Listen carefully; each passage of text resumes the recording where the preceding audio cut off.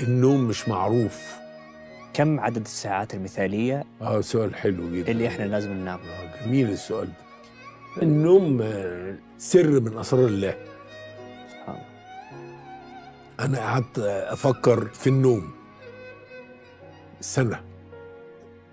تخيل إلى هذه اللحظة النوم مش معروف، في مركز في المخ لو اشتغل تنام ولا هو شغال ولو بطل تنام مش معروف.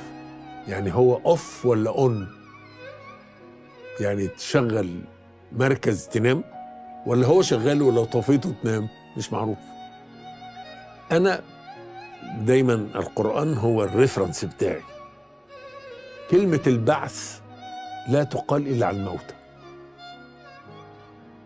البعث موتى. لما ربنا في القرآن يقول على أهل الكهف ثم بعثناهم، يبقى النوم موت، بس موت هصحى منه تاني، بس وانا نايم ميت، قلبي شغال وكلوتي شغاله وكلوتي شغال بس ميت.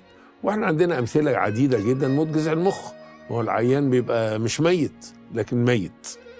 فالنوم ال8 ساعات اللي انت بتتكلم عليهم دول في منتهى الخطوره، منتهى الخطوره. كيف؟ لازم تقوم في النص. يعني النوم المنتظم المستمر ده خطر جدا. ليه؟ انت وانت بتنام ضغطك بيوطى، فلازم شرايينك تقفل عشان الضغط يفضل زي ما هو، لان شرايين واسعه وانا نايم فالضغط يقع، فربنا بيطلع ماده يقفل بيها الشرايين. الماده دي بتطلع اول ما تحط راسك على السرير، تفضل تعلى تعلى تعلى تعلى. لو وصلت الساعه 8 الصبح بالعلو ده ممكن تقفل الشرايين جدا وتعمل جلطه. عشان كده صلاة الفجر فرضت. قوم ونام.